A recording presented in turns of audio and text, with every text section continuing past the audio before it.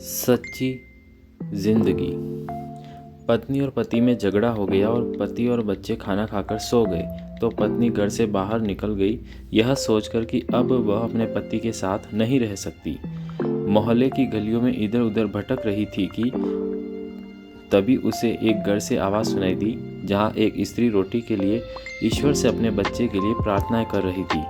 वह थोड़ा और आगे बढ़ी तो एक और घर से आवाज़ आई, जहां एक स्त्री ईश्वर से अपने बेटे को हर परेशानी से बचाने की दुआ कर रही थी। एक और घर से आवाज़ आ रही थी, जहां एक पति अपनी पत्नी से कह रहा था कि वह मकान मालिक से कुछ और दिन की मोहलत मांग ले और उससे हाथ जोड़कर अनुरोध करें कि रोज़ रोज़ आकर उन्हें तंग न करें। थोड़ा और आगे बढ़ी तो एक बुजुर्ग दादी अपने पोते से कह रही थी, बेटा कितने दिन हो गए तुम मेरे लिए दवाई नहीं लाए। पोता रोटी खाते हुए कह रहा था, दादी माँ अब मेडिकल वाला भी दवा नहीं देता और मेरे पास इतने पैसे भी नहीं हैं कि मैं आपके लिए दवाई ले आऊँ।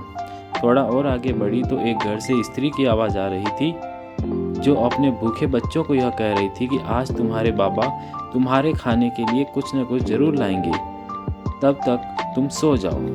जब तुम्हारे बाबा आएंगे तो मैं तुम्हें जगा दूंगी।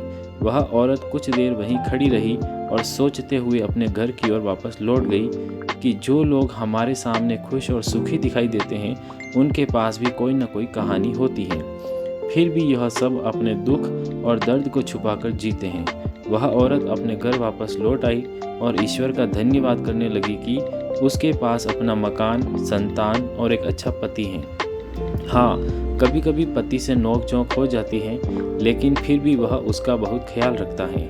वह औरत सोच रही थी कि उसकी ज़िंदगी में कितने दुख हैं, मगर जब उसने लोगों की बातें सुनी तो उसे यह एहसास हुआ कि लोगों के दुख तो उससे भी ज़्यादा हैं।